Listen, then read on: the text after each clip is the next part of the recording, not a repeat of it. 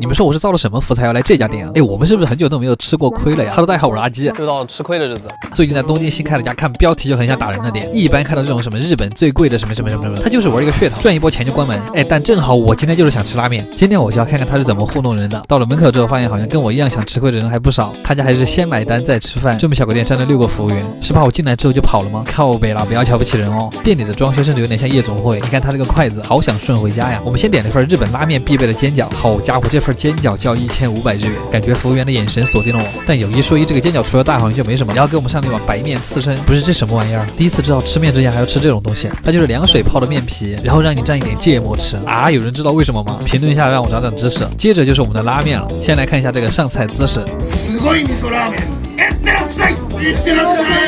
12000一碗的拉面，这个就占了2000块吧。不过你们仔细看这个面啊，是不是和我一样发出了疑问？它是怎么贵到这个样子的？我怎么感觉里面有8000块钱都是噱头？吃了一口之后，你会发现它的面，这个面跟我的指头一样粗，是不是这种超级粗的拉面都很贵？面上铺了一层炒毛肚，其实就是一整份炒菜，然后就是这2坨宇宙巨型无敌叉烧。别的不说，这2个吃起来肯定会很爽。还有一个卤味流心蛋，再加上一片超大的烫金海苔。最奇葩的是碗底还有一层肥肠，怎么感觉主厨已经把能用上的料全部用了，然后做出了一碗大杂烩。这个汤还是那种很浓的鱼肉味增汤，就浓的来已经是粘稠的这种状态了。我快吃不下了。我吃完感觉这个配料还是值这么多钱，但我为什么要花这么多钱来吃一碗配料啊？到底是饿了几顿才能把这碗面吃完啊？其实它只卖2000日元一碗的话，好像还可以给一个8分。但如果你一看这个账单这什么呀？这是有人吗？这好了，今天就帮你们吃亏了，大家一定要远离噱头，好好吃饭啊！卡玩意儿。你们现在知道他为什么叫提灯阵亡的吗？取了4个卵给你，直接一口吧。我感觉。家人们，我今天总算约到了这家店，他现在排到大阪烧鸟店的第2名，这个排名就非常的装逼。Hello，大家好，我是阿健，今天我们又来到了遥远的大阪。今天这家烧鸟店号称是提灯之王，如果他的提灯不好吃，我就把他打了。不愧是热情好客的大阪，我还没到，服务生就已经在门口等我了。顺便说，这是我们今天的大将，他已经连续烤了26年的烧鸟了，厉害呀！服务员听到我们是从东京特地赶过来送钱的，脸都笑开了花儿。哎，好了，不说废话了。第一个咸菜我本来以为是个豆腐，结果人家是什么青芝士，下面还是那种加了药材味的鸡汤，开局就很养生。然后每个人都会配一盘这种白萝卜，吃完了就会给你上新的。你要是喜欢的话，可以直接把他们家吃垮。很快就给我们上了第一个串，葱煎鸡腿肉，也是在日本最常见的一种串。这家用的是那种很甜的葱根和2坨比内地鸡的腿根肉，记得鸡肉要跟葱一块吃，鲜嫩多汁还很甜。然后是我们的陨石鸡胗。这串鸡胗应该是用大火烤的，表面特别的焦脆，但是咬开之后里面还是清晰可见的粉色，就是要这种生软的感觉，好吃。还没吃完，主厨就端了个腌鸡腿过来炫耀。话说为什么腌过的鸡腿叫火腿？但展示完之后只给我们上了这么一小盘，它是豆苗加蜂蜜洋葱，因为薄切所以味道其实没有很咸。接下来这个菜就比较考验功力了，师傅还贴心的帮我们剔了一根骨头，这样你一嗦，连皮带肉一起啊，特别爽。我喜欢挤一丢丢小柠檬。烤的好不好还得看里面有没有锁住水分，这个功力可以说相当好。它皮的部分比它肉的部分还多，怪不得这家店这么贵还这么多人。好了，我们继续吃，这个是他们家的软葱，就也不知道为什么日本人那么喜欢吃葱。然后这个菜我很喜欢，炭烤午餐肉三明治，午餐肉和薄吐司的边边角里烤的焦脆，要是再有包六婆就好了。然后是一个我万万没有想到的菜啊，口水鸡，居然是你在听周杰伦的歌，然后莫文蔚突然加入了合唱，真不错呀。它是用一层薄薄的鸡胸肉裹了一块鸡肝，一点都不辣，但是这股浓郁的奶香还是挺上头的。接着是这个大家都很喜欢的鸡屁股，上面还撒了一层薄薄的黑胡椒，一口咬下去就是肥美多油，它就是一坨完整的脂肪。然后是一小盘烤猪肉片，有没有觉得这家店真的很讲究？里面还配了一个蒜头。最后大家在给你上提灯之前，还会让你清理好味觉，吃一个香菇。我觉得其实没有必要，直接来吧。我现在肯定会有人跟我一样感叹，提灯原来是这样烤的呀！终于上菜了，大酱是把4个人同时串在一块儿，卵巢部分的肉只取了一丢丢，特别是你把它提起来的时候，会明显感觉到它的重量。直接一口吧。就是你会感受到4个卵黄依次在你的嘴巴里面爆开的感觉。我感觉灯要从我鼻子里面喷出来了，是一种美妙的体验。然后又给我们上了一串蜂蜜鸡肝，我发现大酱特别喜欢这种咸甜口味的做法。接着又是一串鸡肉团子，里面的肉也是那种稀软的口感，我感觉我会吃4串。最后一串是我最喜欢的鸡心，为什么放在最后？废话不多说，我们直接看里边，还能挤出血来，我就喜欢这种感觉，太爽了啊！当然鸡脖子肉肯定也是不能少的，那种嫩筋一样的口感可以让你想一晚上。这个也是他们家的名物之一，卡瓦兹 KCCD 就是带皮的颈子肉，它吃起来很像是那种连着筋的鸡腿肉，无限嫩滑。最后这个美妙的夜晚肯定是要用鸡腿肉收尾。我剪这个片子都把自己剪饿了。阿基推荐指数9分，卡哇呀！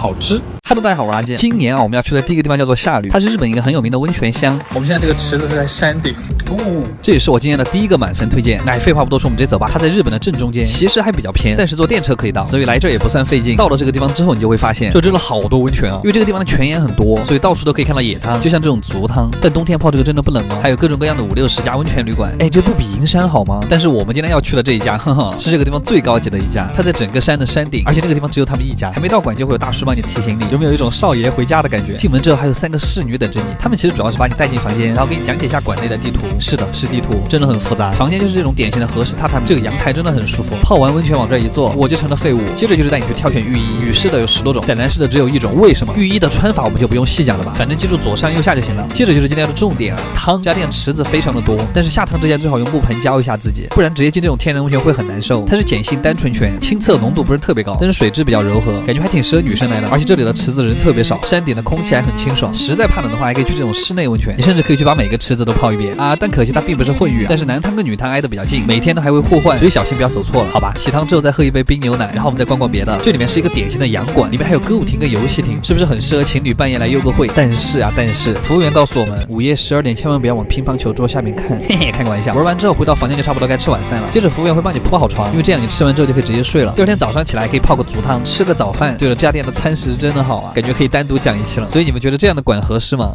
我要是有个女朋友，应该会带她来住1个月吧。阿基推荐指数10分啊，这就是我的快乐老家，10分，卡样。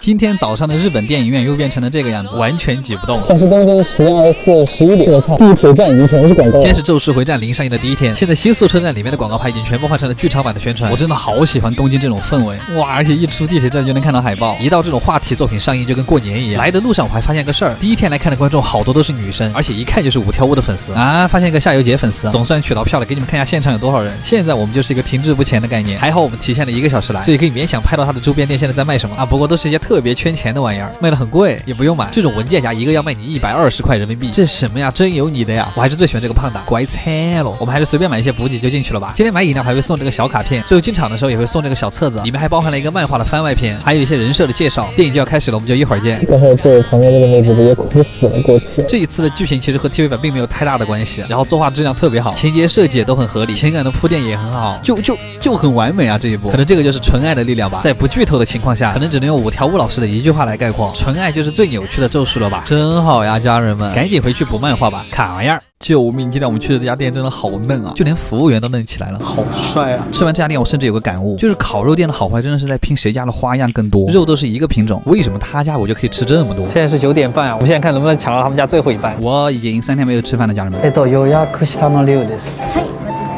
お待ちしておりました。ご案内ありがとう。哇！开始吧。他们家的第一个前菜就很恐怖，我还以为是烤肉，结果小姐姐让我生吃，他们还在肉的旁边织了2根线，然后他是让你用线把这个蛋黄给它勒开。其实说句老实话还挺好玩的，有一种莫名的快感。哇，它爆开了，家人们。接着用这个蛋液就是下面的果冻一起混匀，就你像这样和好之后挖在这个海苔上面。但是我们抛开对生肉的偏见，它这样看上去，但我还是不想吃。哇，菜不可貌相，生牛肉的那个脂肪和蛋黄的香味特别配。我突然觉得就算是生肉恐惧者，和牛的生肉也是可以尝尝的。接下来是这个菜，先不说上面怎么又有个蛋黄，他是在向我传达什么禅意吗？我都有点好奇他是怎么把韭菜立起来的。从中间把它掰开，然后让蛋液从内而外的渗出去，但它吃起来的味道其实就是韭菜，韭菜跟蛋液这2个食材真的很不配。韭菜真好。然后这块又是他们家的特色，雪花牛舌，就是牛舌上面脂肪最多的那个部位，所以它这个牛舌看起来都是白色的，它翻过来这一面才惊艳，因为脂肪很多，所以它表面都在冒油泡。一口下去，虽然你知道它是牛舌，但你咬下去的时候却觉得像龟苓膏，这真的是烤牛舌之上的新体验。然后是我们的老朋友横膈膜肉，一句话形容它就是和牛身上最香甜多汁的部位，这应该算牛的五花吧。这个千万不要烤太熟，先给朋友加一个，我觉得烤到2面冒泡就差不多了。然后我们看资料的时候发现，这头牛是一头母牛，那给你戴个好看的发夹，怀着感激的心情吞下你吧。哇，超软，就你一口吞下去，你都觉得是浪费。我还偷偷留了一坨肉在我嘴巴里面嚼。接下来是2坨汉堡肉，这种肉一般如果你烤过了，它就会变得很硬很柴，所以我们就要精准的烤到它里面还是松软的状态，就像是这个状态。厉害吧？当然你要是想吃生一点也不错，烤成这种状态，吃起来会微微泛甜的感觉，但就是有点腻。那你可以再蘸一点鹌鹑蛋的蛋液，或者这种酸酸的臭橙醋。我觉得这种蘸醋要好吃一点。然后这个是他们家的招牌菜啊，偷拍被发现了。好帅啊！它是一个黑色吐司和牛三明治它，上面还插了一个这个插入栓，这里面包的是那个卵黄。突然觉得它是一道很有未来感的菜呢。挤这个蛋液的过程真的也很爽。哟，这个看上去我都饿了。咬下去之后，我才发现牛排外面还包裹着一层酥脆的皮，真的是野餐新选项。然后是一盘肥牛，它还不是就这样直接烤着吃，它是把它烤的差不多之后盖在饭上和蛋黄一块吃。有人数过我们今天总共吃了多少个蛋黄吗？又要在热腾腾的肉上面戳破蛋黄了，买不买足？爆满足。然后你们猜最后的甜品是什么？它是双重鸡蛋布丁，哎，直接把一整个蛋黄铺在布丁上面，真正的超浓厚鸡蛋布丁。这什么奇葩操作啊？哦，它是好吃的，蛋液让鸡蛋的味道变得更加的浓厚，甚至还有点牛奶味。在日本菜真的不可貌相。好啦，阿基推荐指数9分，卡玩意儿，特别的好吃。